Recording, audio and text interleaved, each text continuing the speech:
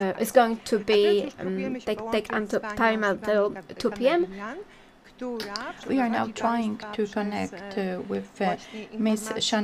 Kannabhiran, who will take you through the information pertaining to responsible business and various projects of OECD in the agri-food sector. I can see that Shivani has connected. Good afternoon. Over to you. Shivani, for many years, maybe just by way of introduction, for almost 10 years, has been leading the sector programs, mainly addressing the agri-food sector in the Center for Responsible Business Conduct under OECD. So this is the best specialist, OECD specialists for projects pertaining to responsible business in the agri-food sector. Bardzo prosimy o przedstawienie prezentacji.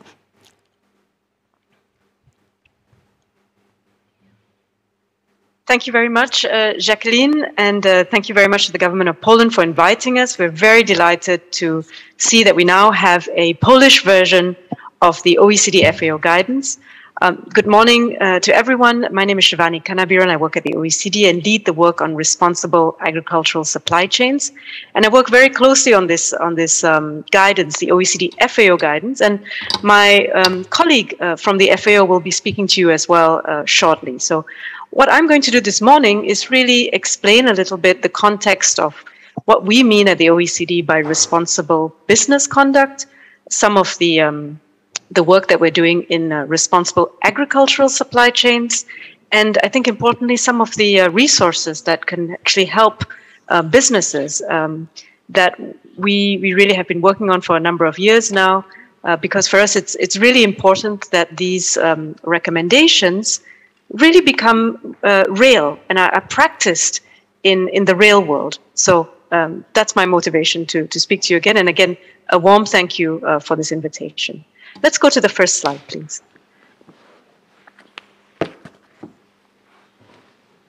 So the OECD work on responsible business, what is it? Essentially, we have a comprehensive view on what responsible business conduct means. And these are recommendations that are endorsed by governments. And that's important because, as many of you know who are working in the private sector or in the business sector, you can do a lot, but you also need the support of your governments. And OECD governments and many adherents to our recommendations, they all endorse our recommendations of the OECD guidelines for multinational enterprises. As part of this system, we have, and the director mentioned it, the OECD national contact points. These are offices with people like Jacqueline, and it's really a mechanism to help us implement what we're doing. Jacqueline will talk a bit more about the national contact points, but national contact points are really a resource for businesses because they can help explain what these recommendations are, but also they help keep track that these recommendations are really being followed correctly, and they help provide a solution, a mediation, a way for companies and civil society to really dialogue to arrive at some solutions. Then a lot of our work is really focused today on due diligence guidance. The OECD is really the leading global standard setter for what we mean by due diligence. And we have, as the director mentioned, done this. Thank you very much, Jacqueline, and thank you very much to the government of Poland for inviting us. We're very delighted to see that we now have a Polish version of the OECD-FAO Guidance. Good morning to everyone. My name is Shivani Kannabhiran. I work at the OECD and lead the work on responsible agricultural supply chains. And I work very closely on this guidance, the OECD-FAO Guidance. And my colleague from the FAO will be speaking to you as well shortly. So what I'm going to do this morning is really explain a little bit the context of what we mean at the OECD by responsible business conduct, some of the work that we're doing in responsible agricultural supply chains, and I think importantly some of the resources that can actually help businesses so many different guidelines that we really have been working on for a number of years now, because for us it's really important that these recommendations really become real and are practiced in the real world. So that's my motivation to speak to you again, and again, a warm thank you for this invitation. Let's go to the first slide, please. Because as you know, we are all working towards reaching the Sustainable Development Goals. So the OECD work on responsible business, what is it? Essentially, we have a comprehensive view on what responsible business conduct means, and these are recommendations that are endorsed by governments. And that's important because, as many of you know who are working in the private sector or in the business sector, you can do a lot, but you also need the support of your governments. And OECD governments and many adherents to our recommendations, they all endorse our recommendations of the OECD guidelines for multinational enterprises. As part of this system, we have, and the director mentioned it, the OECD National Contact Points. These are offices with people like Jacqueline, and it's really a mechanism to help us implement what we're doing. Jacqueline will talk a bit more about the National Contact Points, but National Contact Points are really a resource for businesses because they can help explain what these recommendations are, but also they help keep track that these recommendations are really being followed correctly. And they help provide a solution, a mediation, a way for companies and civil society to really dialogue to arrive at some solutions. Then a lot of our work is really focused today on due diligence guidance. The OECD is really the leading global standard setter.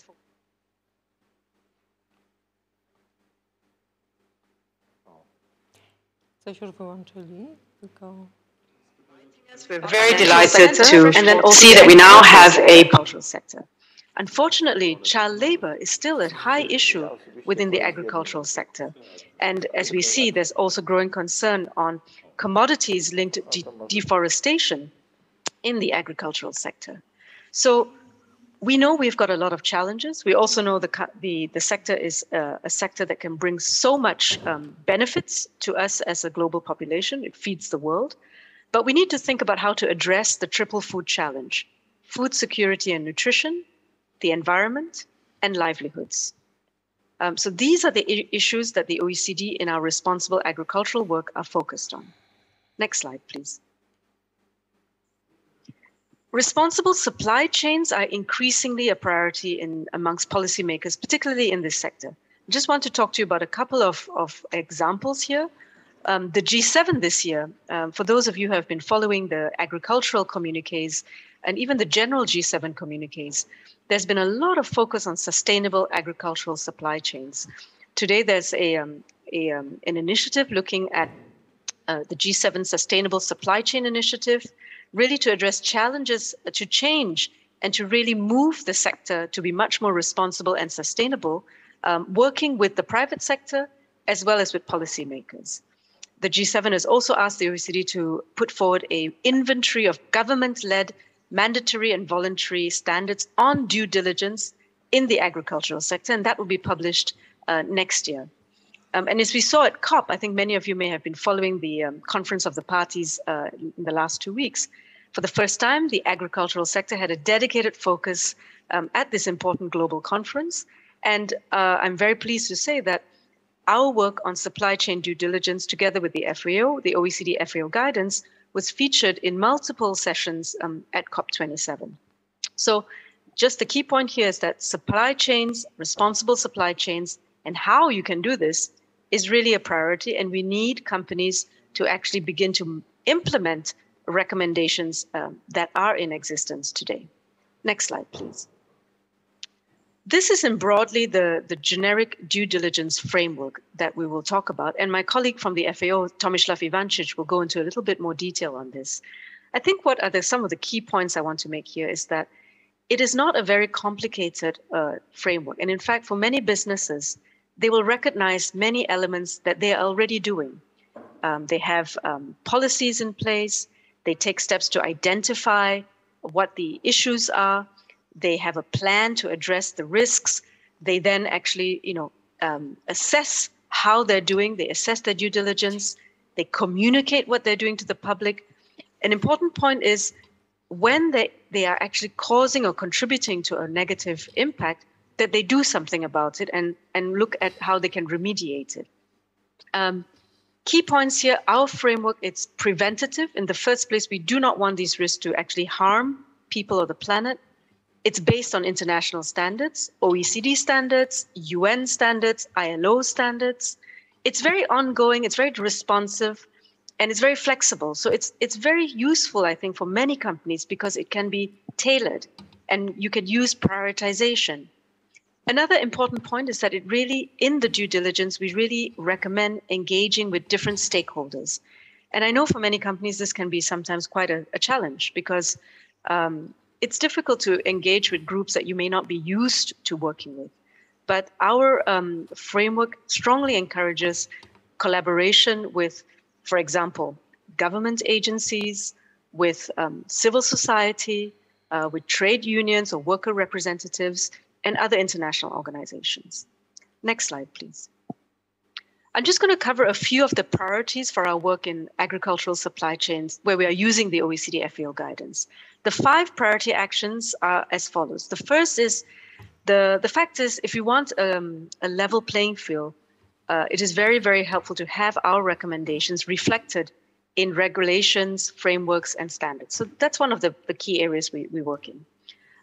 We also know that we have to work with market mechanisms that are in existence. So for example, we know in the agri sector, there are a lot of certification schemes.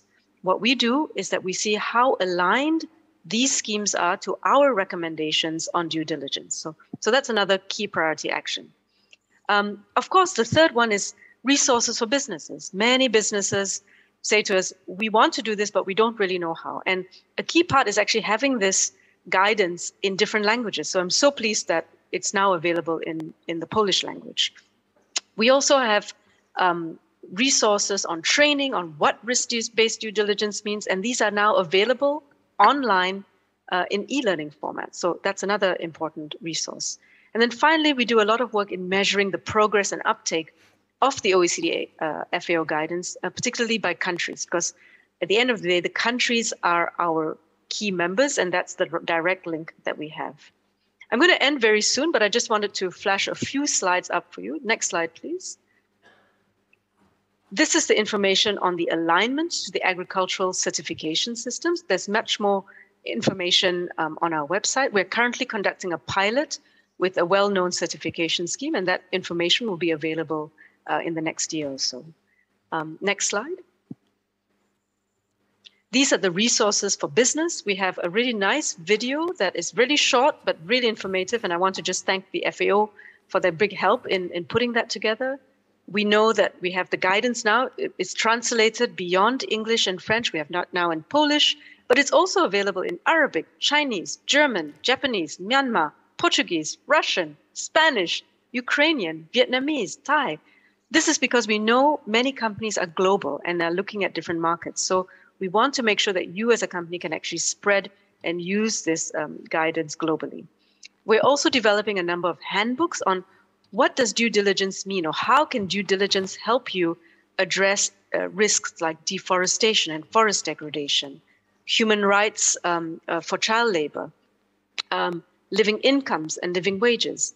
And I won't go into more detail, but just so you know that there's constant resources available on the OECD website. And again, Jacqueline, as the national contact point for Poland, is a perfect resource and entry point for you to find out more about this. Next slide, please. And then finally, the training and capacity for business. We launched last year a e-learning academy on responsible business conduct. New courses are constantly being put online. We have a basic course on what due diligence means. And just this year, we have specific modules on the OECD-FAO guidance. So again, there I would encourage you to go online, download these courses. It's about 6 hours of your time. They are developed for busy executives who don't have much time. And we have gotten very good feedback that it's quite helpful, also for SMEs. And then finally, just to end, that we continuously do a number of pilot projects with companies. So interested to learn more, to simply please contact Jacqueline, the national contact point in Poland, or myself or my colleague Tomislav Ivancic from the FAO. With that, I will stop here. And again, thank you very much for this opportunity. And I wish you a good continuation. Thank you. Bardzo dziękujemy. Thank you very much, Shivani Kannabhiran from OECD, that connected with us from Paris, where the main seat of OECD is located. Thank you for presenting the information on the projects that OECD is developing in the agri sector, not only various documents, but also various pilot programs addressed directly to business. Now we are going to connect with Rome, where the main seat of the Food and Agriculture Organization is located, of the United Nations, and we are going to have Mr. Tomislav Ivancic take part in this webinar, who is an advisor responsible for in charge of responsible business and supply chains. We are very happy to be able to see Tomislav. Tomislav,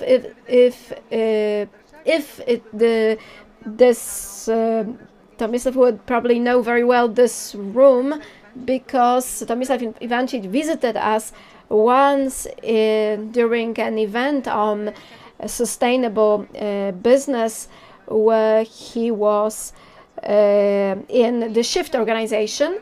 So now we would like to ask you, Tomislav, to present your presentation on how the FAO presents its approach to responsible supply chain. Now let me flash your presentation on the screen and give you the floor. Thank you so much, Jacqueline, and dzień dobry, everyone. I'm extremely happy and pleased to be here and really speaking to a group of Polish enterprises and stakeholders and everyone who's interested in Poland to move forward the discussion on responsible business conduct. As a Croatian myself, I do feel very much connected with Poland and understanding a lot of the challenges that businesses do face in sourcing globally, right? It's very different often. We know that the challenges are the same when we look at risks, but we know that the makeup of Polish society, of stakeholders, consumers, etc., is a little bit different than when we look at other global regions, including the United Kingdom, Spain, Portugal, France, etc. So I'm very happy here to kind of try to apply the OECD-FAO guidance to your realities and hearing how we can advance the discussion. So as Jacqueline noted, my name is Tomislav. I work as a global advisor on responsible business conduct and agricultural supply chains at the Food and Agriculture Organization. Again, I work very closely with Shivani in promoting the uptake of the OECD-FAO guidance, but really helping enterprises and different actors understand how it can be operationalized in real terms, right? So making sure that it's not just simply something that's a document, but something that's transferable to different business models, considering where companies do business and the type of challenges that they can face along the way. If we can transition into the first slide, please. Thank you very much. So, there's a lot of a background as to really why is FAO engaged in this discussion, and why have we teamed up with the OECD to really kind of drive more responsible business practices around the world. Well, as all of you know, right, your business, if you're based in Warsaw or Krakow or Poznan or wherever you are, your business in the if you're sourcing in the agri-food sector, your business doesn't begin and end in Poland, right? Your business is often global because commodities are global, right? Coconuts, to my knowledge, don't grow in Poland, right? Or in Finland or in the United Kingdom, right? They grow in tropical regions. They grow in regions that are often emerging economies, but do have considerable growing pains in terms of development, right? And the sourcing of these globally traded commodities are very important for economic growth and livelihoods, but they can also, this demand that we create from Poland, from the UK, from wherever we sit in high income countries can have adverse impacts in the development world, right? So FAO really works to try to mitigate these challenges at the ground level, right? And help that so that more transparency and greater cooperation throughout the supply chain to understand what these impacts can be and what companies can do around the world to address those. So, there's also a development logic to this really as well, right? On the one hand, we have a growing global population, right? And on the other hand, we have a rising demand for food. But we also have growing food insecurity. We have, malnutrition. We have a whole bunch of issues that are happening in development and developing in low and middle income contexts that can also be intertwined within this demand that we have in high income countries, right? So we try to help companies understand how they can identify and prevent harm in global supply chains. Understanding that stakeholder cooperation, as Shivani mentioned, is extremely important throughout the entire full global value chain. And understand for companies that responsible business actually means better development outcomes, right? And by engaging in this discussion, you're actually contributing to better outcomes for people and for the environment, thousands of kilometers away from Warsaw or wherever you sit, right? So, as two bullet points here, as you'll see on the right-hand side, our goal is to really make a positive contribution to economic and environmental and social progress with a view to achieving the sustainable development, right, including the Sustainable Development Goals and other globally adopted frameworks for reducing risks and enhancing development throughout the world. We aim to help companies avoid and address adverse social and environmental impacts in their own activities, right? But also those linked to their business operations throughout the greater supply chain. If we can transition to the next slide, please. Thank you.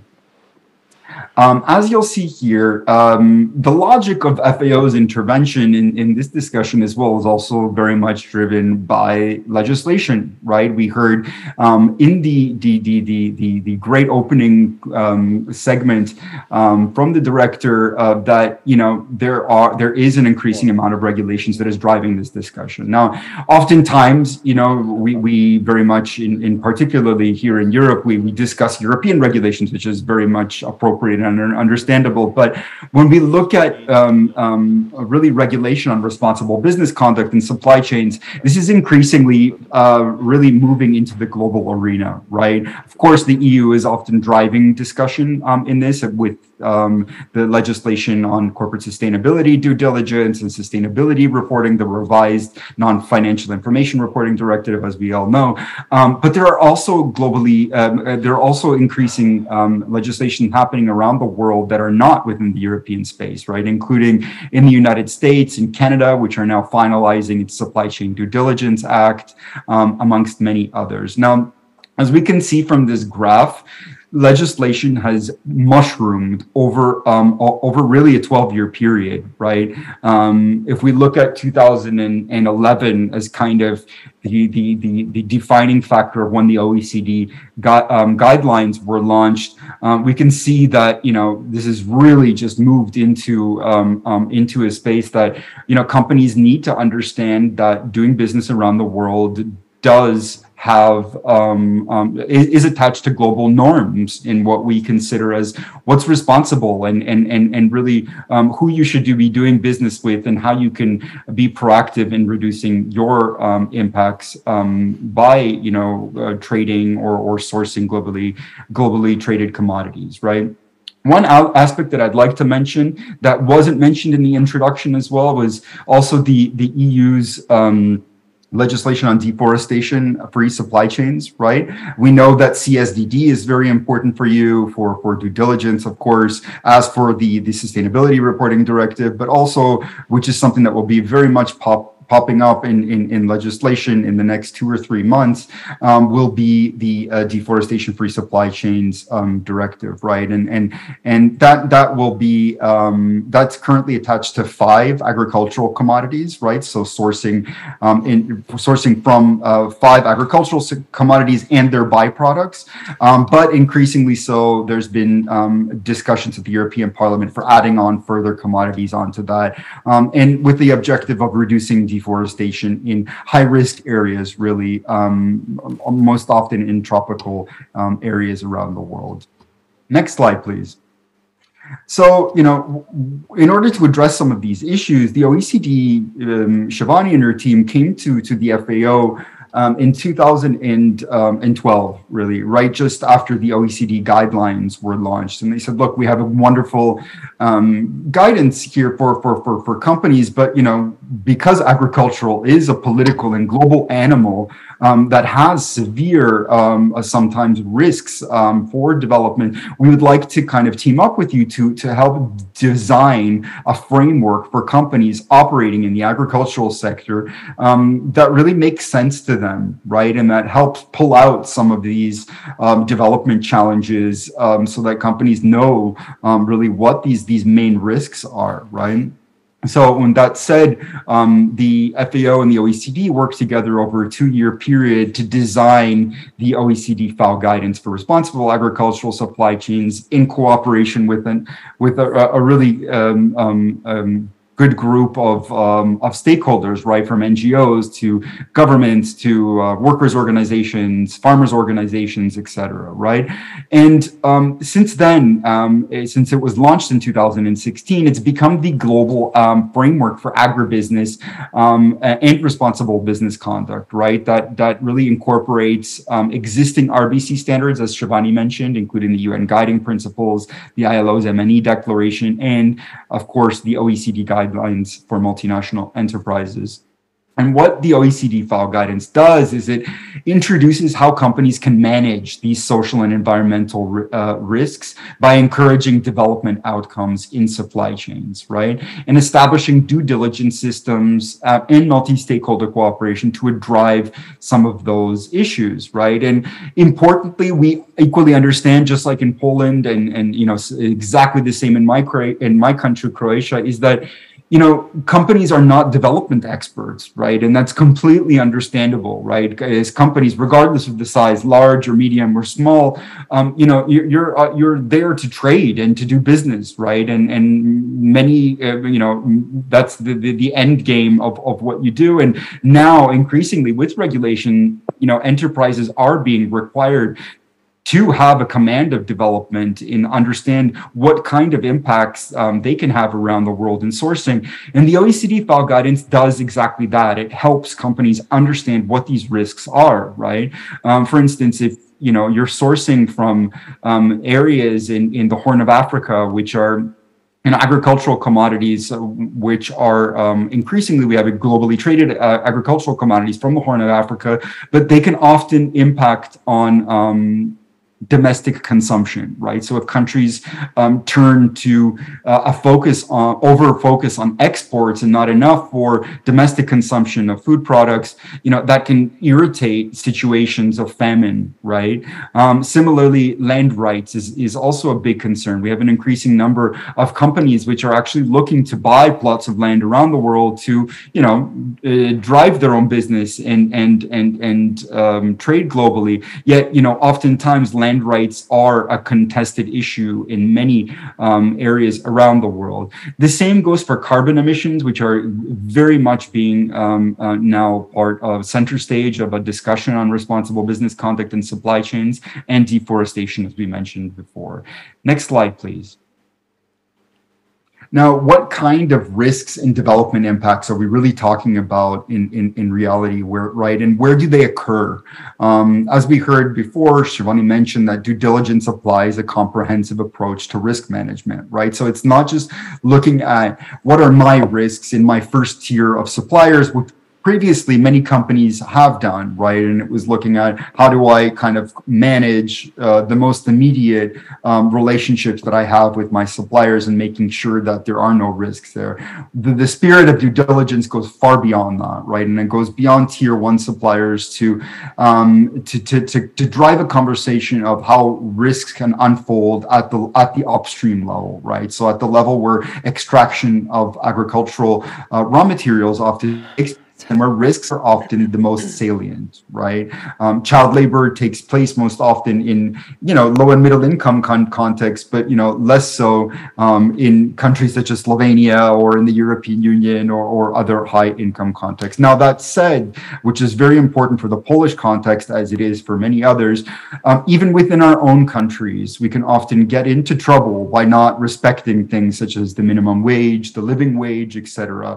And increasingly, we are playing with different dynamics in the European Union with the onset of migration and from third countries, etc. So within that as well, companies, even within our own countries, need to play a more active role in ensuring that they are not only abiding by the law, but abiding by the norms of how business is conducted these days, right? Now, lastly, this whole spirit of due diligence moves beyond financial risks for business, right? So it applies a material focus on environmental and social risks in sourcing. It looks at what is not looking at what is financially material to me in terms of addressing my risk, but what is material for development as a starting point. Next slide, please. We heard from Shivani here, she introduced the 5-step framework. And, I won't go into all of the characteristics as she noted here, but I will point out the last one because it's my favorite. And I think it's very much part of the development discussion. And it's about disengagement, right? So it's about what happens when you, as a company who are operating in Poznan, for instance, and you're sourcing from, Argentina, or you're sourcing from Thailand or from Indonesia, and you found risks. You've done your due diligence. You've asked your suppliers questions. Maybe you've even made a few trips to these areas, right? And you've met your suppliers who are all the way upstream in your supply chain, and you're not comfortable. Right, you're simply not comfortable with what you found, and you are contemplating ending that business relationship. The OECD-FAO guidance, actually, and the whole framework of risk-based due diligence actually encourages companies to not view disengagement as a first option. What we encourage is that companies actually work with their suppliers to outline what do you find are the most salient risks there and why, and speak to your suppliers about what they can do to address those risks, right? Before simply ending a business relationship. We know that oftentimes in the agricultural sector, business is being done in rural areas around the world, and ending business relationships can actually have extremely powerful and negative impacts for development itself, right? In terms of the employment of individuals, etc. So really looking at how your relationship can be enhanced and bettered is something that we very much encourage. Next slide, please.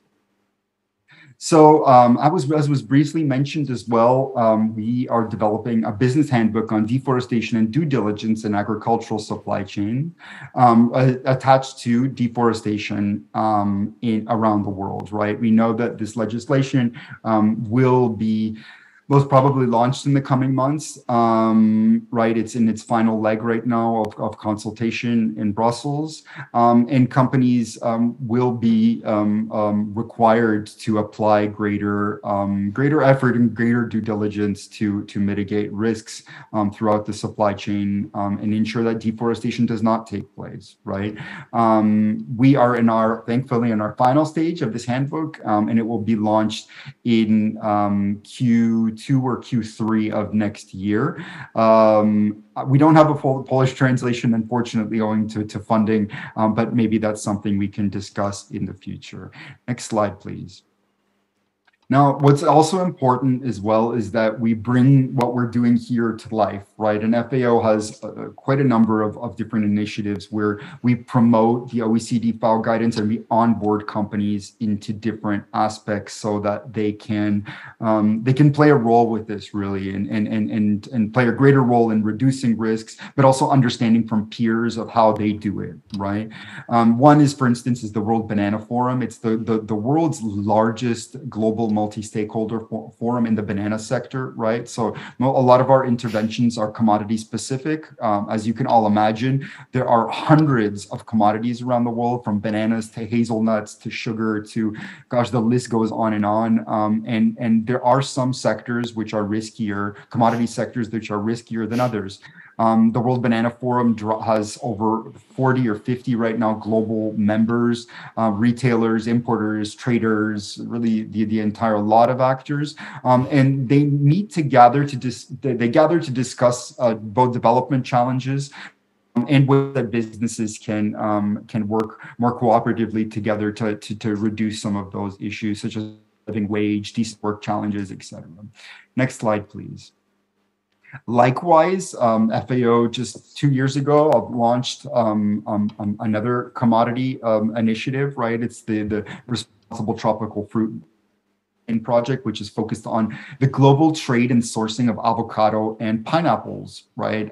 Looking at how actors around the world can understand more of these discussions that we're here discussing today, including regulations coming out of the European Union, et cetera. We regularly at the FAO get calls from, for instance, suppliers in Mexico and, also throughout other Latin American countries asking, what do we do to meet these regulations that are coming out of the EU and other global regions, and can you help us, basically, right? We want to continue to do business with Poland, with Czech Republic, etc., but we don't know really what we need to do and how we can meet our downstream client needs. So we're increasingly working with small and medium enterprises to help meet those challenges. And the last slide, please, if we can feature that here, is an initiative that we just launched last week. We made an official announcement at COP27 in one of our events, and it's called the Global Agri-Food Climate Initiative. And what it is, it's working increasingly with companies throughout the world. So, in Poland, in Chile, wherever you are, to help reduce greenhouse gas emissions in sourcing globally traded commodities, right?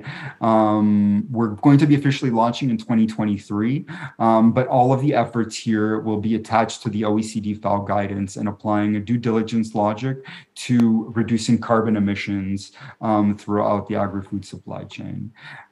With that, I'll end my presentation, and I'm very happy to answer any questions. Thank you very much. Bardzo dziękujemy. Thank you very much. Thank you very much, Tomislav, for giving this presentation and for providing all sorts of information about very current initiatives implemented in the agri-food sector. We would now like to ask Tomislav to stay with us. Shivani and Tomislav will continue listening to the further parts of our webinar, and we'll come back for the summary. But now is the time when we want to show you in Polish how the document looks. How the document looks, the guidance document. However, before we do so, we want to say a couple of words about the national contact points of OECD, especially from the perspective of the Polish contact point. We hope that most of you are already familiar with this topic and that you know what the national contact point does, but just a couple of words to remind you. In 2020, national contact points of OECD were functioning in 51 countries. In total, these are 58 member states of OECD, but also OECD guidance for multinational enterprises is implemented in 13 countries, Argentina, Brazil, Croatia, which are not in OECD. Tomislav mentioned Croatia, Egypt, Jordan, Kazakhstan, Morocco, Peru, Romania, Tunisia, and Ukraine.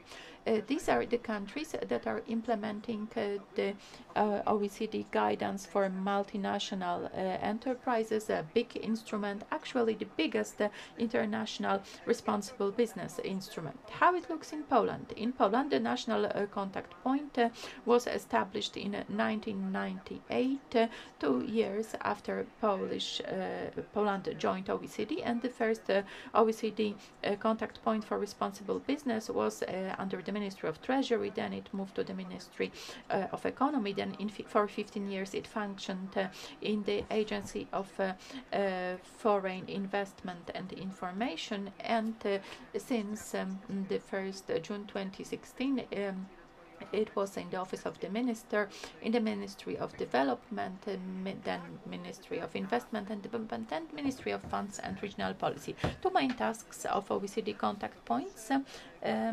Just to remind you, the national points for responsible business conduct promote OECD guidance for multinational enterprises and all other standards developed by OECD and connected with responsible business. And the second important task, the national contact points also conduct proceedings regarding the notifications they receive about the potential violations of OECD guidance by enterprises. This is quite a unique complaint mechanism. Actually, this is not present in other responsible business mechanisms, and under this mechanism, every person who works in this company, representative of a trade union or a social organization, can lodge report with the national contact point informing that a given company, given enterprise, violates OECD guidance for multinational enterprises. And what happens then? When the national contact point receives the information, what happens then? All this information you can find on the website of OECD contact point, which is both in Polish and English. And on this website there is also a short brochure about OECD standards and the working of the national OECD contact point. All these documents are available in Polish and in English, and we encourage you to familiarize yourselves with them. So many things are in English. What does the Polish contact point do to make it easier for Polish enterprises to use the standards of responsible business conduct developed by OECD? Well, we try to translate these documents because OECD works in two languages, English and French. These are the two official languages of the organization, while all other documents are translated into the national languages, either under special projects with aiming to translate the documents, or on the initiative of the particular national contact points. And we are very glad, ladies and gentlemen, because today the Polish version of the OECD guidance for the agri-food sector is presented, and actually all the documents are now available in Polish to Polish enterprises. These are documents for the responsible supply chains in the clothing and footwear sector, and in the extraction sector, and also guidance for the finance sector. There is also this black cover here. This is the guidance that generally pertains to the due diligence principle in responsible business conduct. All these documents are already available in Polish. And now just some brief information what you can find in the OECD-FAO guidance for responsible agriculture supply chains. The first thing is the difference in the cover, because on the original cover of OECD there are tomatoes, and to make it more Polish, to bring it closer to the Polish producer, although of course we also have tomato producers in Poland, but apples are more likely to be associated with Polish agri products. So the Polish cover has apples on it, apples.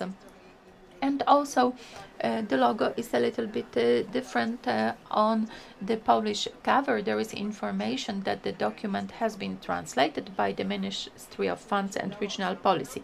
What we managed to achieve, and which makes us very glad, because this is not always easy. Polish versions sometimes are longer than English versions, but we have the same number of pages, 90 pages. The original has 90 pages, and the Polish version also has 90 pages. The document is already available in the Polish version. You can obtain it from the website of the Ministry of Funds and Regional Policy. You go to the What We Do tab, and then CSR/RBC, national contact point, and the agri-food sector, and there in the resources you can find this document. It is also available on the website of OECD in the section dedicated to the OECD-FAO Guidance. And now a couple of slides in Polish, leading you through the contents of this document and how this document looks like. The document has the following structure. First, you have the introduction, the recommendation of the Council on the guidelines. Then you have the introduction, and you have the model enterprise policy for responsible agricultural supply chains. And there you have the 5-step framework for risk-based due diligence along agricultural supply chains, and 2 annexes. So, as far as the contents are concerned, first you have the information that, well, not all abbreviations were actually translated into Polish. Some of the abbreviations that function in the Polish language, for example, CEDAW, the Convention on Counteracting Discrimination Against Women, or the MIGA abbreviation, the Multilateral Investment Guarantee Agency. These types of abbreviations were left in the English language, in the original, but such abbreviations as the name of ILO, which has its Polish counterpart, is translated into Polish. We have the definition of RBC, responsible business conduct, and this abbreviation is used in the OECD document because OECD does not use the CSR term, responsible business conduct. It is a responsible conduct of business activity, which means that enterprises should make a positive contribution in economic, environmental and social development for sustainable development. They should avoid negative impact that may emerge from their activity. They should counteract such impact. They should prevent or mitigate such impact. And if such impact has already emerged, then the enterprises should then implement appropriate remedies. So after the list of contents, you will find an introduction signed by the representative of the Director for Global Engagement and Strategy at the Food Security Office of the USAID. So you have another large global organization responsible for food challenge, for food issues, Mr. David Hegwood, that was the chair of a multilateral advisory group working on preparing this document. So therefore, this is why this introduction is undersigned by the representative of this organization, because he was the chair of the working group. In the introduction, you can find some information on the creation of these guidelines, that they were prepared between the year 2013 until 2015, and who first presented the guidelines. Now, moving on to the main parts of the guidelines, the introduction is composed of several sub-chapters that create the purpose, the scope, the the process, the target group, the key concepts, and the structure. And what I think is important to you is the target group, the target audience. So the target group of the guidelines, according to these guidelines, is, although the farmers are the largest investors in primary agricultural production, the guidelines are addressed at all the enterprises operating within the agri-food supply chain, which is presented in this first graphic, where you can see private and state, small and medium enterprises, and we also mean agricultural enterprises, but also those enterprises upstream, such as wholesale traders, commercial transport companies, producers of processed foods, also supermarkets and retailers.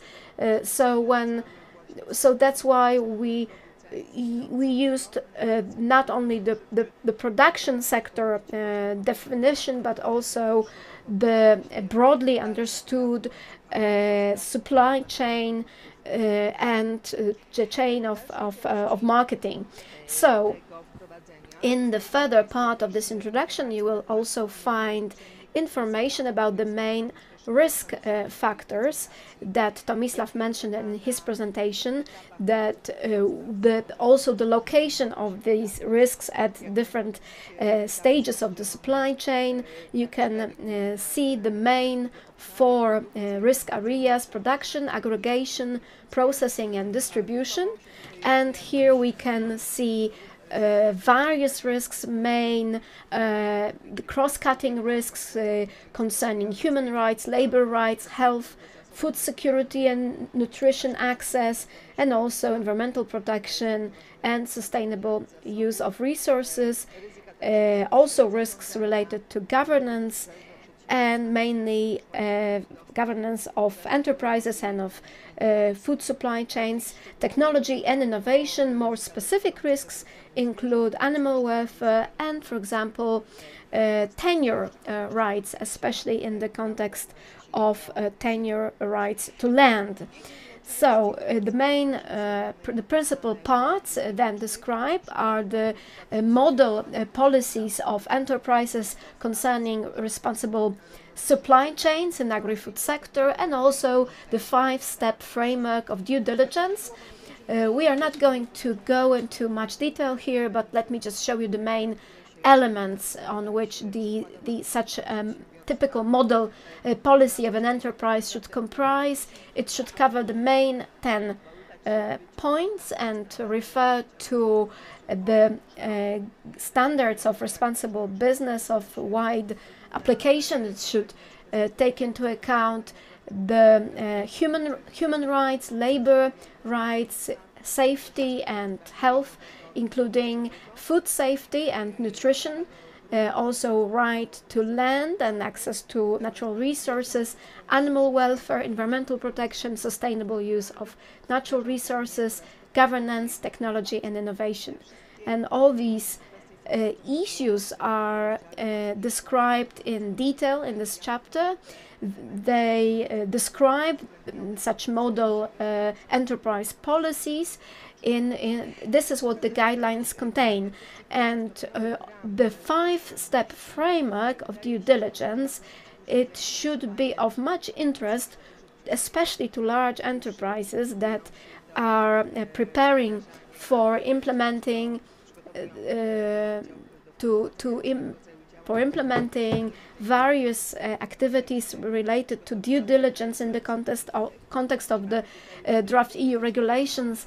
And in these guidelines we have 5 steps of due diligence framework based on risk according to the OECD definition. And this 5-step framework includes 5 steps.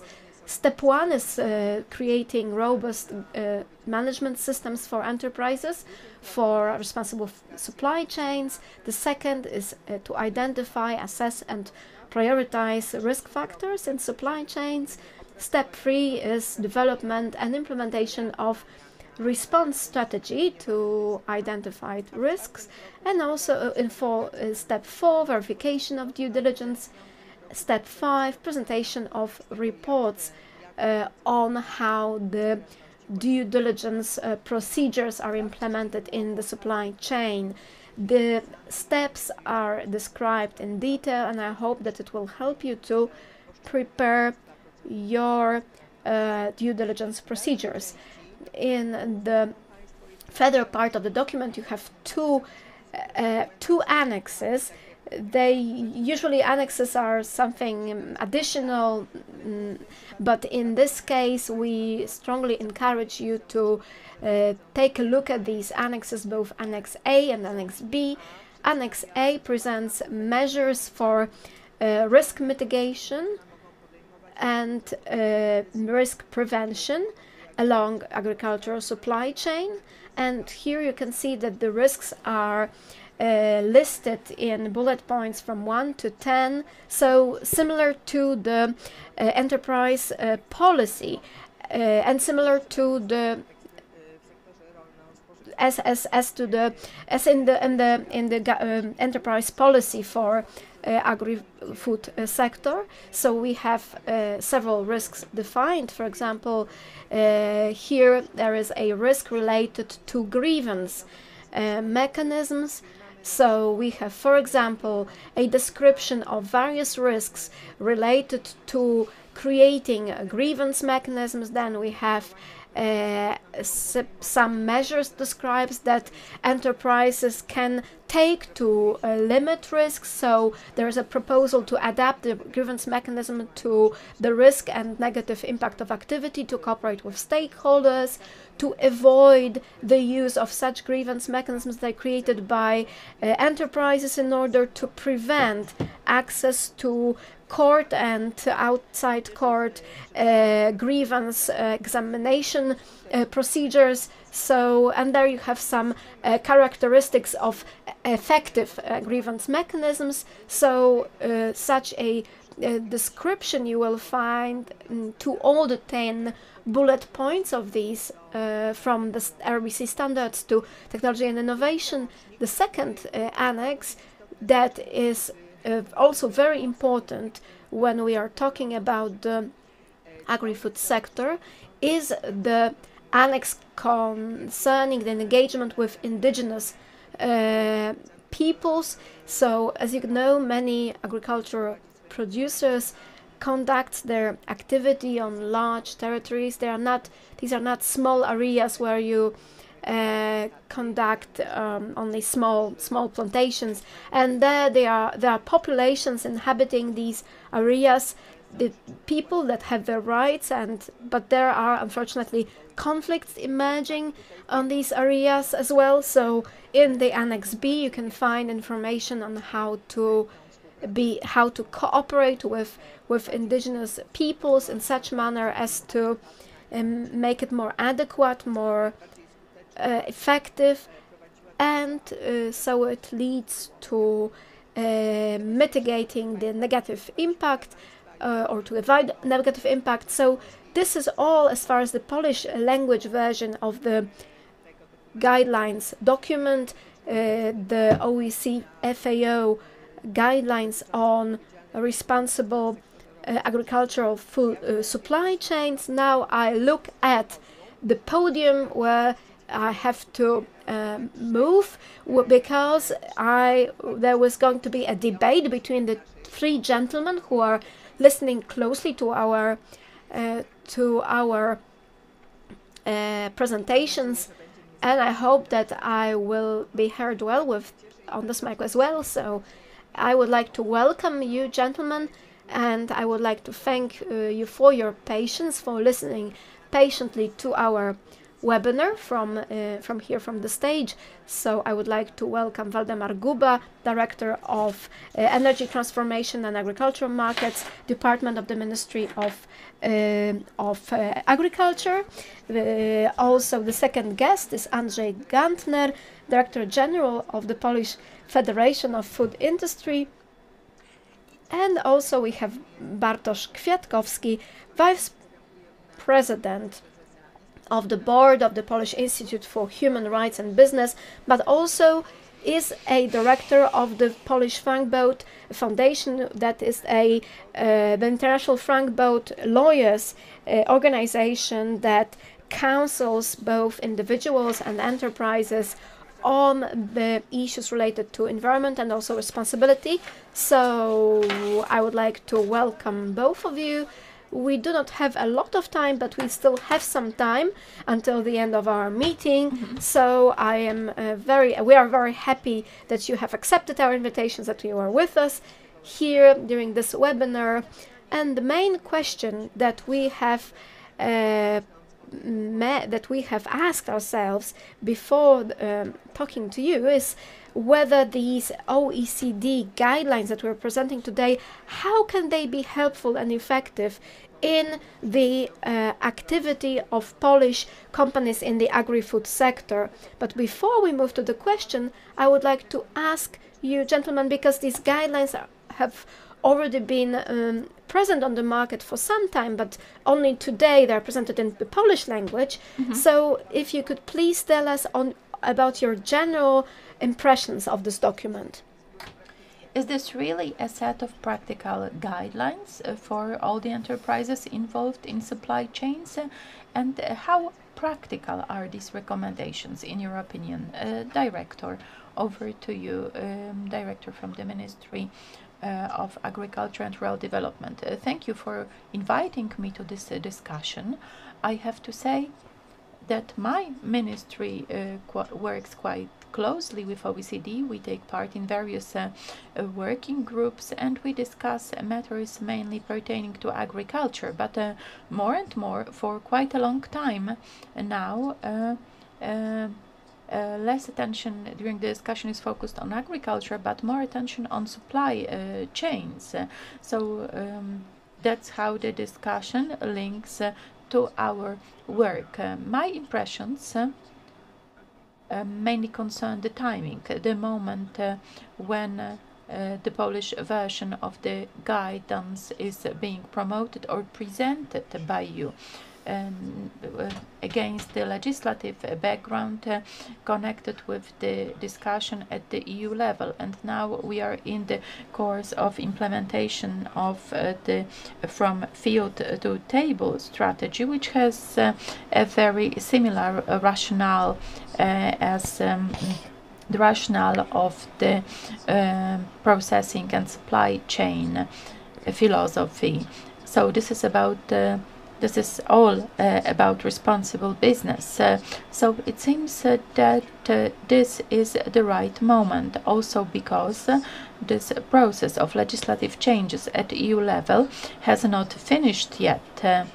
According to the action plan that accompanies the document from field to table, the last documents are to be released in 2024. And now, moving on to the guidance as such, the way I understand it, it is universal in nature. It is not specific country specific, it is not company size specific. So in this sense, the guidance does not become obsolete, because it presents a technology that enterprises can use in order to meet the requirements, legal requirements that are in place in a given country at a given time.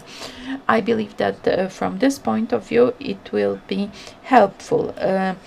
At the moment when probably companies have to cope with the increased legal requirements. And this is not just about the two directives that were mentioned, but a much longer list of legal acts. Besides, I think there is a lot of value added from the point of view of social goals and public goals. It is impossible to codify all the risks and all the impacts that can affect, that can be generated by different sectors. So I understand that this this document shows an individualized assessment of the impact of a given company at a given time in a given place. So the things that the company has to take into consideration if they want to conduct business responsibly. The document can be looked at from different perspectives. What is of key importance from the point of view of the document's functioning is how the enterprises read its value from the business perspective. They need the answer to the question, why should they do this if the legal requirements apply to them anyway? This is a big question. And there is also a question about the SME sector, which are actually excluded from the EU regulations pertaining to reporting, like sustainable goals reporting. Thank you, Director. Thank you for accepting the invitation and for being interested in cooperation and in promoting the guidance. Let me remind you, you are the Director of the Agricultural Markets and Rural Areas Transformation, and thank you very much for mentioning the from field to table strategy, because as we all know, this is an important strategy. Also earlier in your works in the Ministry of Agriculture and Rural Development, you were involved in creating a big governmental strategy of sustainable development of the rural areas, agriculture and fisheries. This was a long-term government strategy.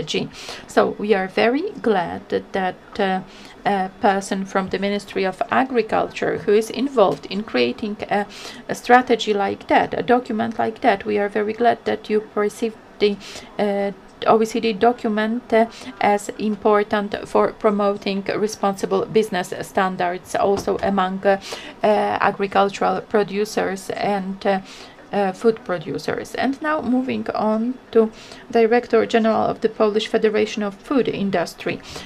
Before I ask for your opinion, maybe 2 words about the federation, because this is a big federation of food producers and a federation that is present on the international arena.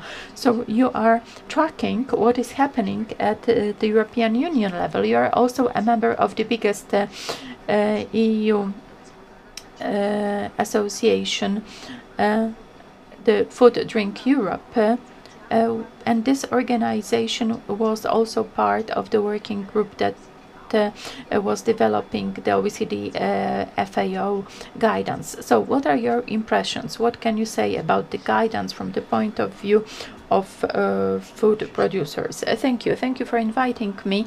I believe this is a very important meeting that promotes a very important document, the guidance for responsible supply chain in the agri-food sector. A lot of things from this document, these are not new things, because actually these provisions were developed by way of consultation with enterprises, with organizations like Food Drink Europe and with national federations in the particular countries. So to some extent they address what was already implemented, but mainly at the level of large international corporations, big companies, which functioning on many markets and looking for sourcing on many markets had to comply with many things, like for example the raw materials like the palm oil, certified sources, respecting human labor, not accepting like slave labor.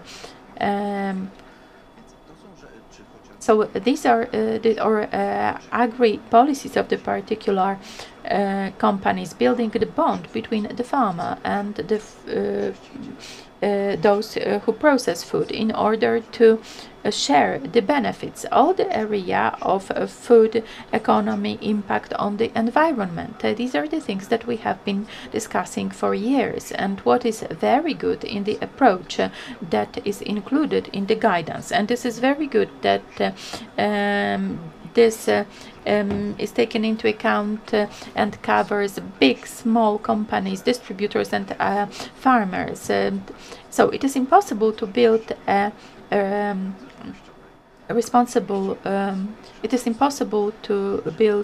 sustainable supply chain if all the elements of the chain are not sustainable. And I'm very glad because the OECD approach covers the entire chain of food production and food distribution. Agriculture certainly is the base. This is the source, but we also notice the other elements, and we see some guidelines that allow these elements to work with one another and to co-work to, for example, reduce the carbon footprint, reduce food losses generated in the food production and distribution chain. Another point is not wasting other resources, for example, water, for example, soil.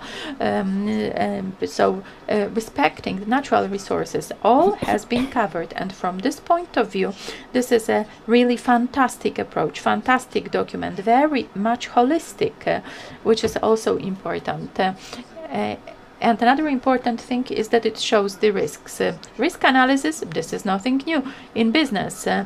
So it's impossible to imagine conducting business without risk analysis. I would also recommend this approach to politicians, because the goal is to mitigate the potential risks and threats, not address them when they happen, but to mitigate them before they happen. The contact point between agriculture and production is important. One of the risks observed here is the risk pertaining to food safety and also the safety of farmers, environmental safety.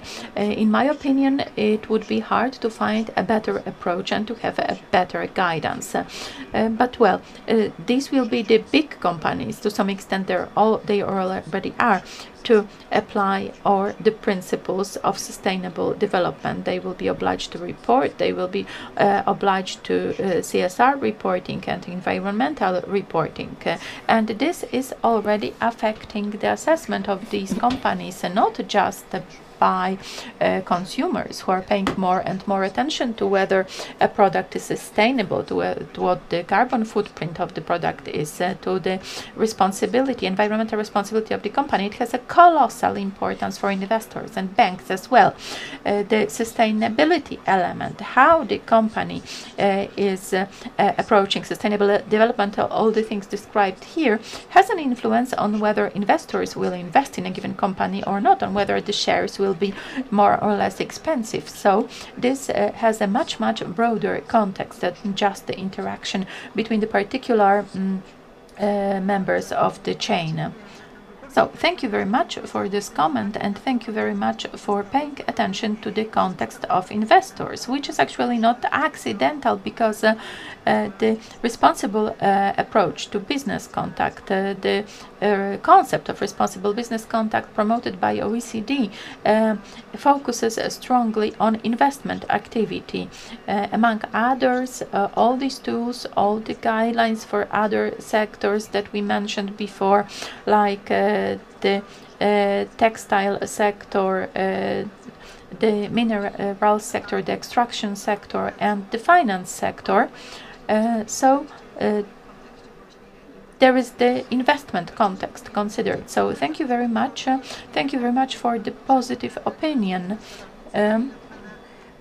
from the director from the Ministry of Agriculture and from the Director General of the Polish Federation of Food Industry. And now we'd like to move towards the legal environment and the environment of the social organizations, which on an everyday basis does not have much contact. I mean the two organizations, the Frank Bolt Foundation and the Polish Institute for Human Rights. So, from the point of view of the organizations, how does the document, the guidance for the agri-food sector look? Can it be helpful? Maybe it's too extensive. Maybe this is a document of an international organization, or is it a practical tool?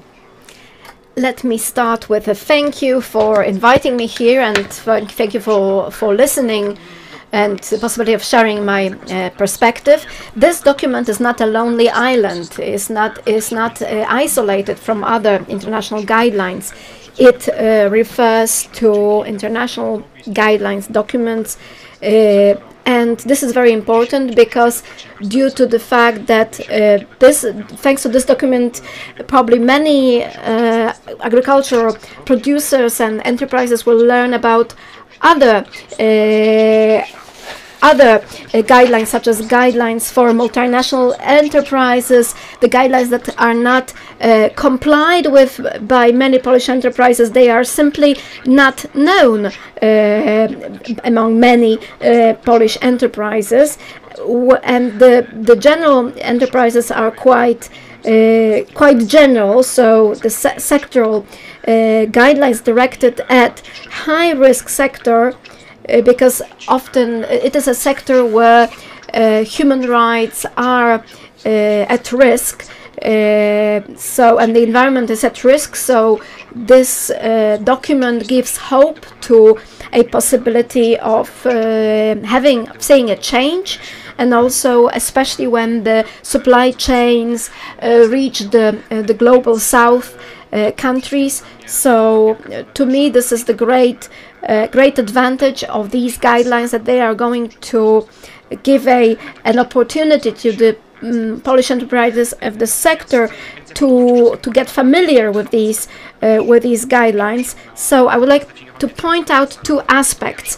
The first aspect of the guidelines is the definition of due diligence, that it's a multi-step recurring process, and also the annexes.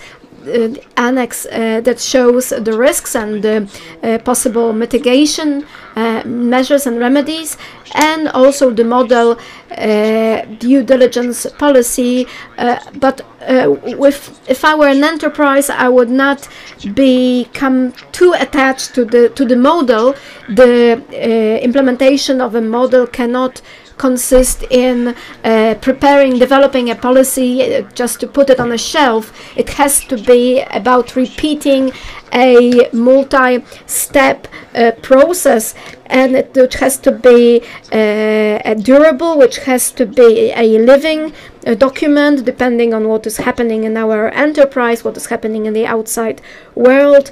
If I may refer to something perhaps negative, a negative example, there is a number of negative examples of the sector, so I would be happy to see more examples from the sector, but it is important that the definition of the supply chain is well described. We are talking about farmers, distributors, retailers, producers, supermarkets, so we can see the entire length of the chain. I miss the HoReCa sector as one of the sectors being a part of the supply chain, and also the guidelines point out that one thing: we are here among 3 men and 1 woman, and I myself representing the institute headed by Beata Ferracik, but by a woman, but the guidelines also point out to the issue of gender equality in the sector, which is also important. So, continuing this thought, women in the agri-food sector, similarly to the textile and garment sector, women are in the majority of persons involved. Beata Ferracik wished to be here, of course, but she is taking part in a large event in Krakow, the the economic summit, Open Eyes Economic Summit, where the human rights panel is foreseen. But thank you for appreciating the fact that we attempted to have a gender balance on this panel, and I would like to thank you for both your positive and negative critical remarks. I hope that Shivani is listening to us, and she may be able to respond to the question about the HoReCa sector, of whether this sector was supposed to be included. Maybe it was too detailed to go down to this level, the everything that is related to restaurants, catering, hotels, the entire supply chain in this sector. Thank you for reminding us about the OECD guidelines for multinational enterprises. These are indeed very general, and they can help the agricultural and agri-food enterprises to understand what the OECD guidelines are about. We are going, the last update of the OECD guidelines for multinational enterprises took place in 2011, and for the last year we've been hearing about the planned new works on the update to adapt the document on the current regulations and on the EU regulations. And so next year in January we are going to have public consultation of this document of the OECD guidelines for multinational enterprises. So I would like to draw your attention to the possibility of taking part. Surely we are going to announce it also in the future. So the document that we are discussing today and those large OECD guidelines are the so-called the soft international law. So these are recommendations only. What we as a state administration can do, we can translate it, we can share it with the producers, and we can encourage Polish producers to Polish and multinational producers to apply these guidelines, but these are not hard law documents like the EU law. So all of us sitting here and all of us listening, we are awaiting the new regulations prepared by the European Union. Some of them have already been functioning, such as the non-financing reporting directive, and the amendment of this directive has been adopted by the European Parliament and is going to be voted on the changed reporting, sustainability reporting. So these are hard regulations, hard international law, which poses some specific challenges to enterprises that would have to comply with them. We here at the Ministry of Funds and Regional Development are mainly discussing the new directive on non-financial reporting, and also another directive that is now being negotiated. But at the Ministry of Agriculture we are hearing about other more detailed EU regulations. So the question to you, Director, is how these EU regulations can be complied with using and applying the FAO guidelines. Can this document help Polish enterprises to adjust to the new EU regulations? What do you think? Is this going to be helpful for them, or is it just another set of soft guidelines but without any power? Well, it seems to me that this document can be helpful to for an enterprise to be able to navigate between the new regulations, the new commitments result from the EU regulations, because the EU regulations define the risks and also define the obligations. So this is one way of obtaining a comprehensive perspective on the applicable legal framework, and this is even more valuable to SMEs because these regulations do not differentiate between these types of companies.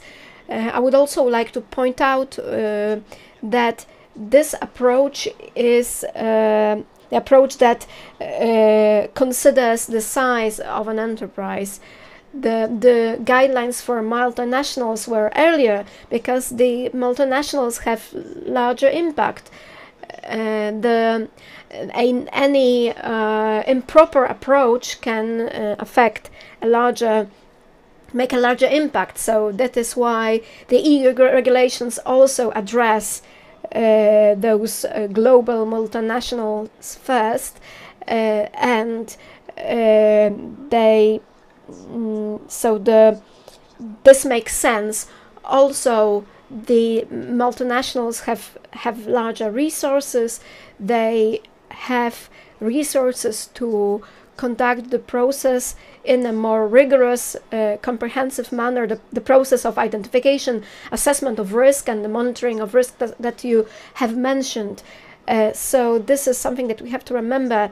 The agri-food sector also is a sector where the size of an enterprise matters, because we have it is a very differentiated sector in terms of the size of entities and their the business relations between them.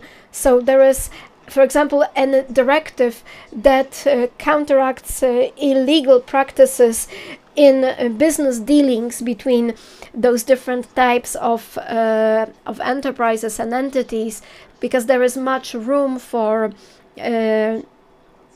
inappropriate negotiations of prices or anything that is included in these guidelines. Also, another thing that is also worth mentioning, at the moment where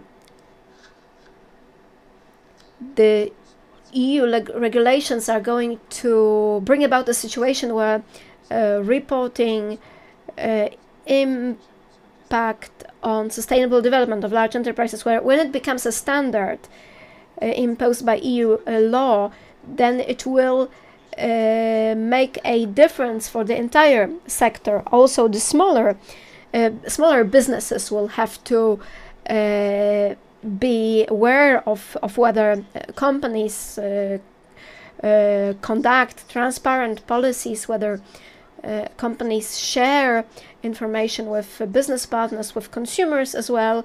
This can change their competitive position.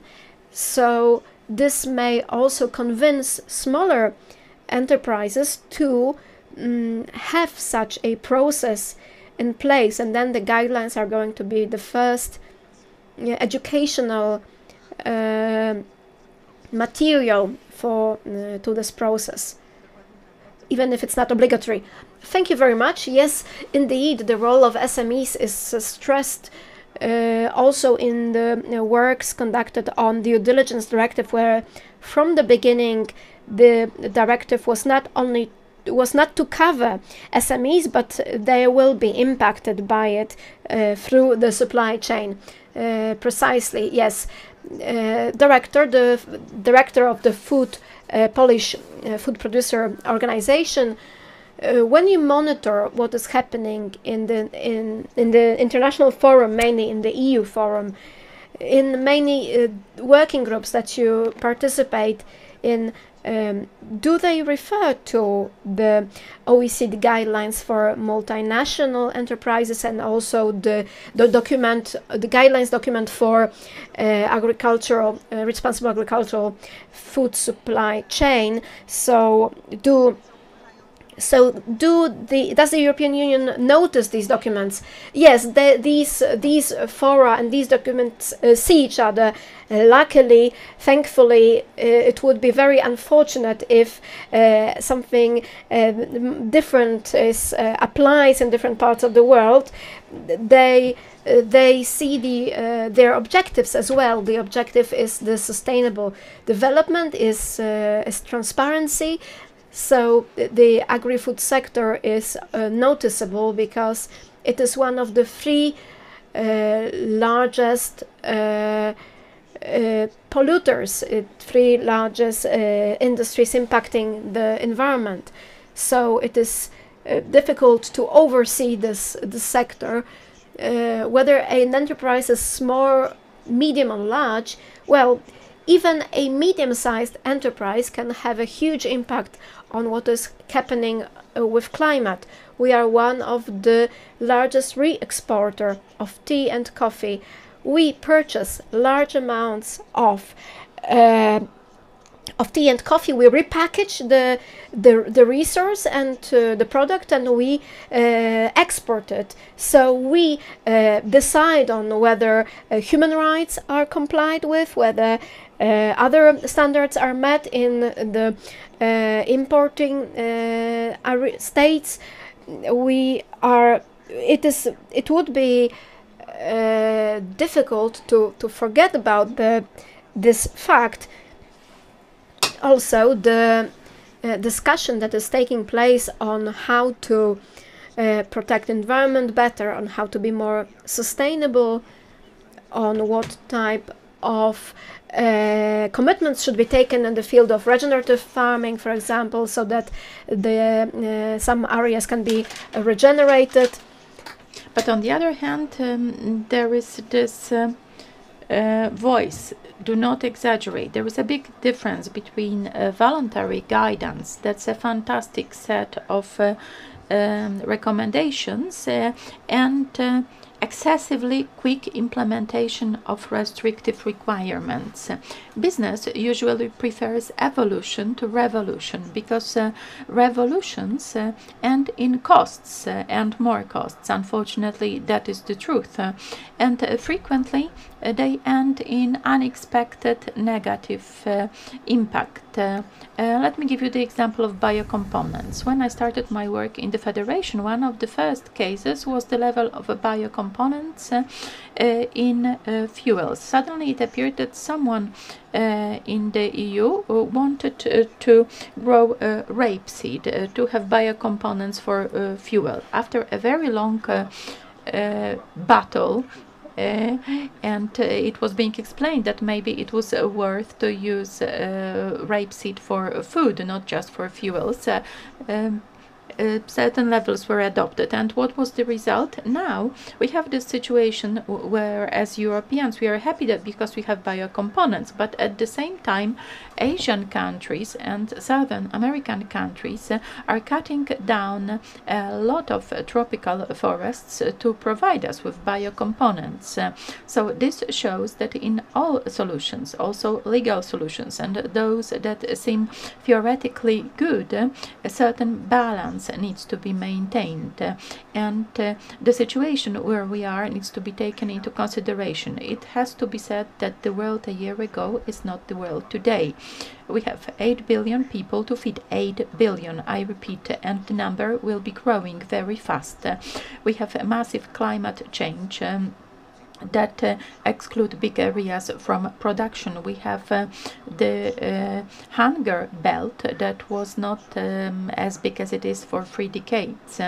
and also at the level at the European Union. So what if we adopt a lot of rigorous provisions, rigorous solutions, including legal solutions, if it suddenly turns out that true, the EU is a very sustainable food producer, a very sustainable producer of very expensive food, whereas all the other food has to be imported from the countries that don't have to apply these regulations. So if you regulate wisely and using risk analysis.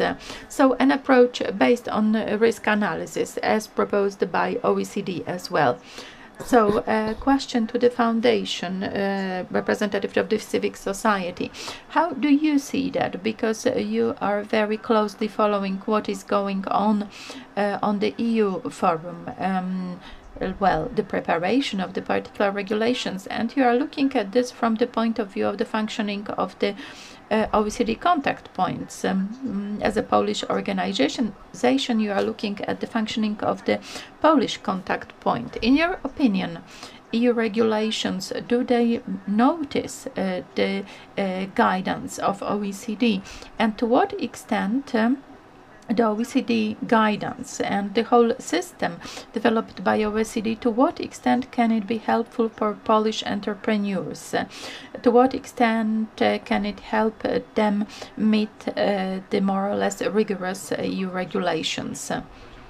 I'd like to agree with what the director said a moment ago, with one reservation, however, and before I refer to the date of publication of the OECD guidance for multinationals, because actually we are talking about so the guidance have been in existence for several dozen years, starting with soft laws, and now slowly they are being included in the actual legal acts. And before I answer the question, I'd like to I have two controversial propositions. Maybe the first one is not so controversial because we seem all to agree, and namely that the guidance slowly through other legal acts, and we could list CSRD, CSDDD, SFDR, or the taxonomy regulation and other legal acts, so they directly refer to the guidance, not just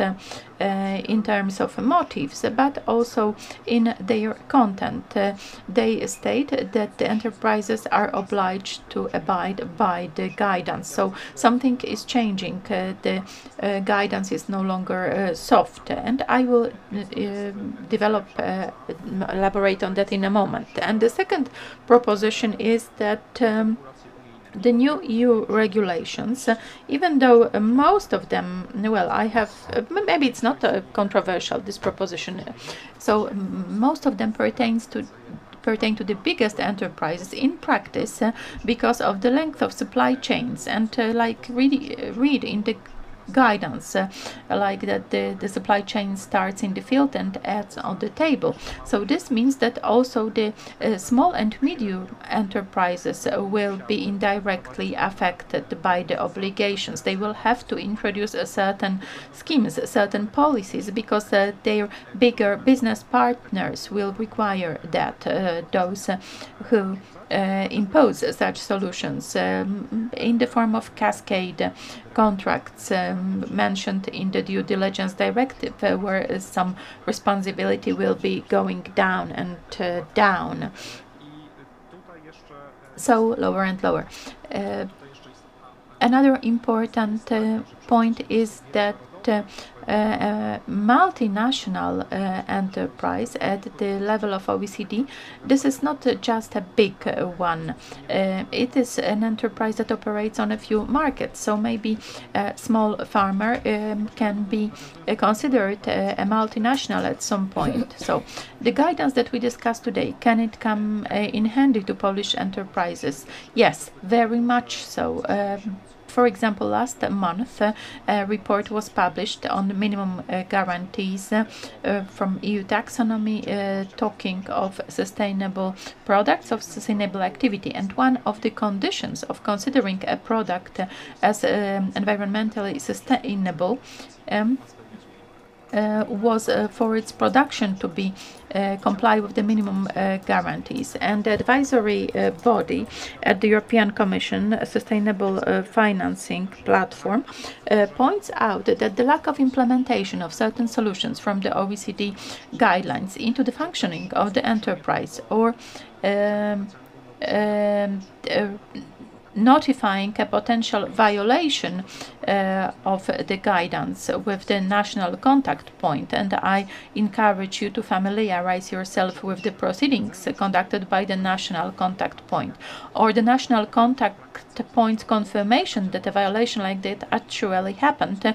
That would mean that the product is not sustainable, even though it pursues climate change minimization, even though it's innovative, even though it uses renewables, even though it seems very good for the environment, due to social reasons and infringing theoretically soft regulations, it cannot be financed. And this can also pertain to the agri-food sector. So the guidance will be very much handy to comply with the requirements of the taxonomy or the directive that is still under construction, the due diligence directive.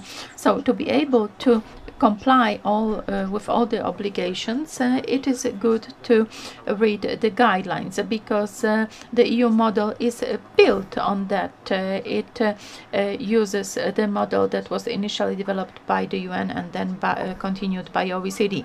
Thank you very much. Maybe what I say now will sound trivial, but for the reasons that were mentioned, we really encourage you to have a look at the guidance, because from today this is available also in Polish. As we know, we all in business we frequently use English, but the more available something is in the national language, the easier things become. That's why I encourage you to go to the website of the Ministry of Funds and Regional Policy, where the OECD National Contact Point for Responsible Business is located, and there you can download the guidance in Polish. We are coming to the end of the meeting. If possible, I'd like to ask for a connection with Shivani Kannabhiran of OECD from Paris, who was listening to our webinar, and Tomislav Ivancic. We can see Tomislav and Shivani. And the last question that I want to ask, a question to the experts of OECD and FAO and the gentleman here in the studio. So let's think for a while about the future. What can we do? What can we do in the future? Like the director mentioned ago, the world today is not the world a year ago. First of all, well, there are many more people in the world. Secondly, this is the world that experienced a global crisis, that experienced the pandemic, that was something exceptional. And for 2 years, we were being challenged by that, by the lockdown, strong impact on the supply chains as well. The production was closed. We were at homes rather than in the office. And other crises like the big climate crisis. This world is in a difficult situation, and a lot is being done by both the private sector and by the governments, also by international organizations, to address this situation, to improve the situation. Thinking of the agri-food sector and having the document that we've been discussing today on the table, thinking of the regulations, having the regulations that have already been adopted by the EU and the ones that are being negotiated. The question to you and to the experts in Paris and Rome is as follows. What can we do together, ladies and gentlemen? What can we do together to improve the situation a little bit? What can we do in the agri-food sector? Who would like to go first? We should listen to each other. We should listen to each other, to one another, because we have a common goal. What better goal can we have than ensuring food safety, but also climate safety?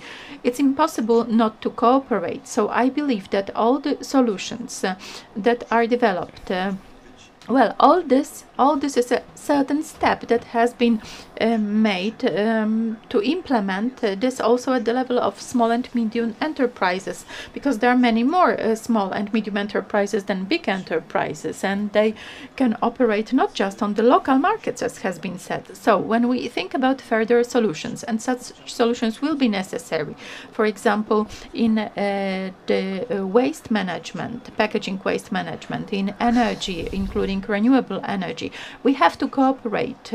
And I believe that this has to be significantly improved. The cooperation between business, administration, the European Commission, different bodies, entities and agencies can be much better on one condition. We all have to believe that we are working towards a common goal, that we shouldn't treat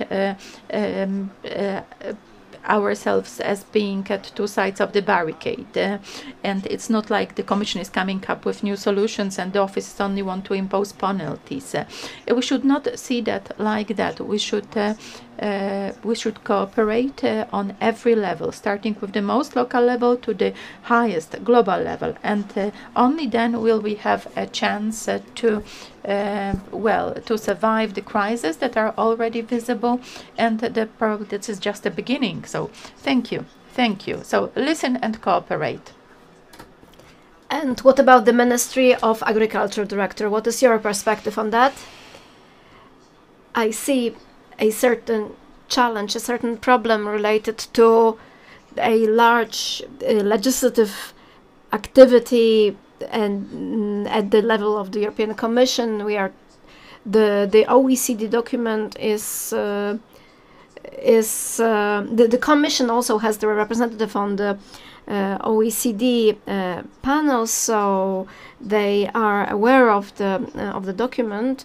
But I agree with what the director has said, that all these documents should be coherent, and we should ask ourselves about the possible integration of different initiatives and activities, and looking for synergy effect.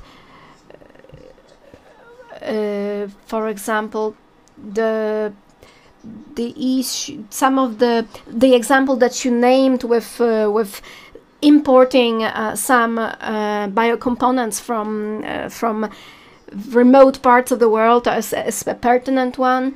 So at the level of farms, at the level of food processors, some of the guidelines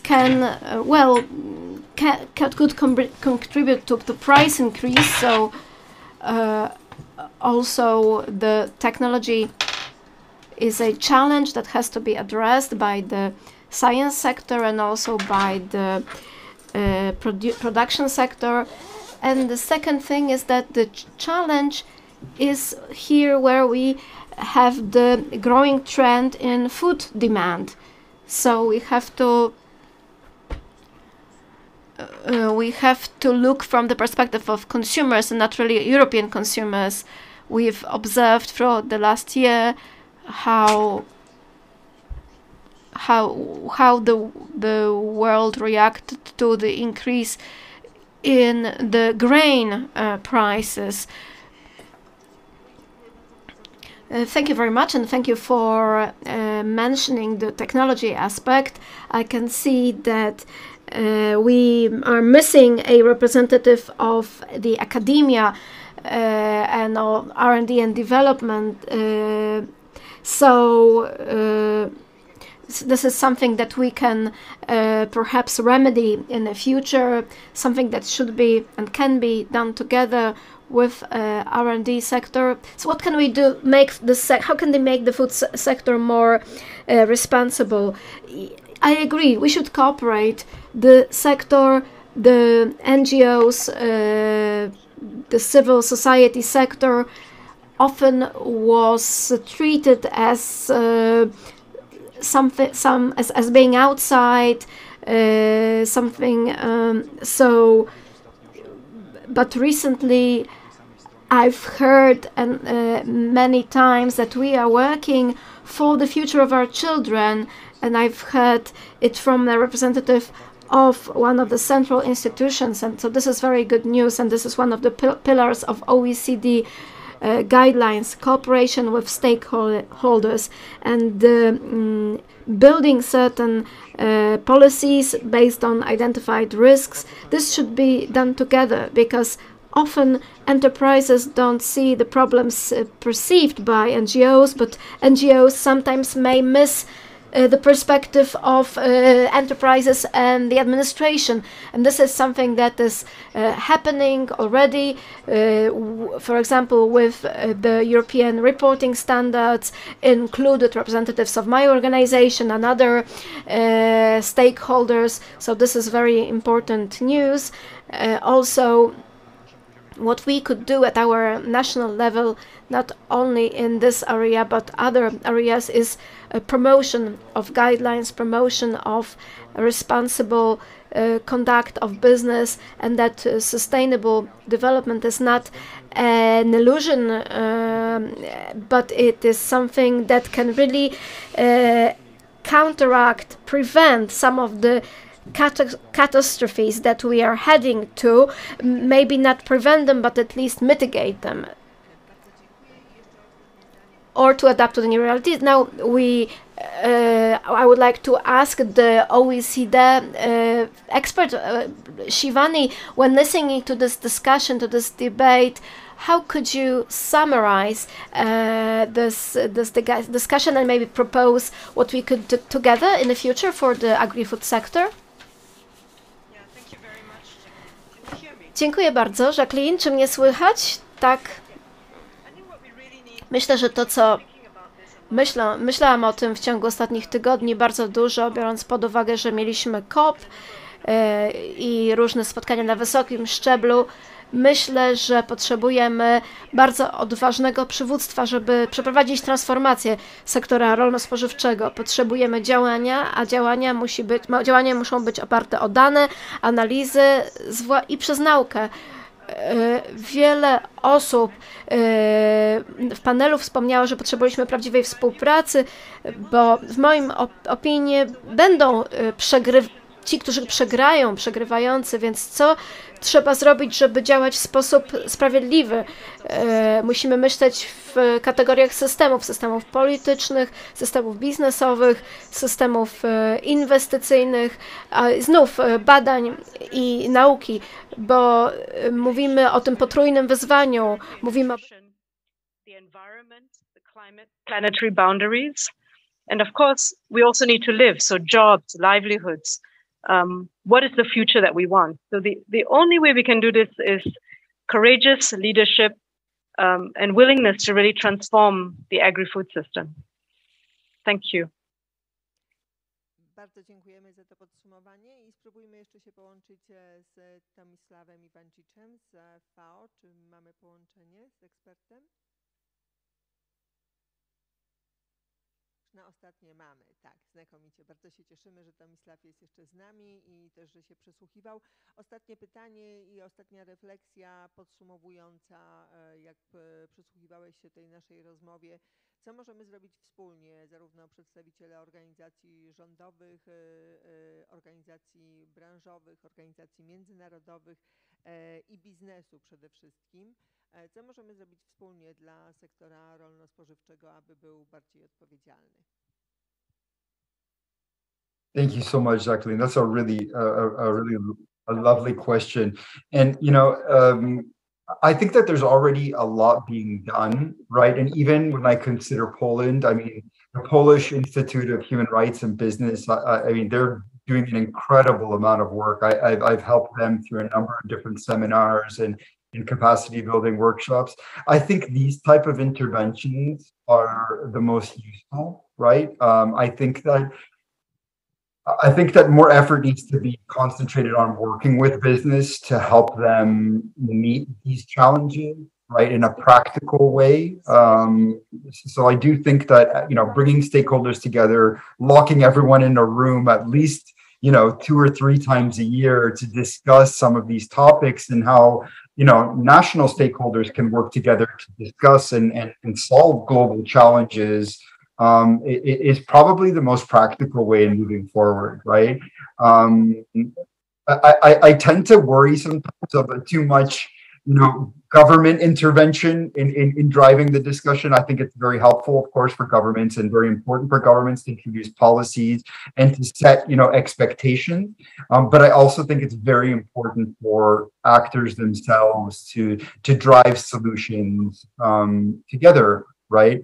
So yeah, that's what I would love to see more of: capacity building workshops for Polish companies, integrating, different actors, really bringing even on discussions about migrant workers in Poland, into these debates, and talk about how we can resolve them together. Thank you very much. Bardzo serdecznie dziękujemy. Tomisław Iwancic, Organizacja Narodów Zjednoczonych do spraw wyżywienia i rolnictwa. Wcześniej była z nami Shivani Kannabhiran, kierująca programami sektorowymi w Centrum the Responsible Business Center of OECD, and we had here with us Mr. Director Waldemar Guba from the Ministry of Agriculture and Rural Development, also Andrzej Gantner, Director General of the Polish Federation of Food Industry, also Bartosz Kwiatkowski, Vice President of the Board of the Polish Institute for Human Rights and Business, and also Director of the Frank Bolt Foundation. And now the last slide that we have on our presentation, because the last slide includes information, the contact information. This webinar was prepared by the Polish OECD National Contact Point. All the information about the OECD National Contact Point can be found on our website.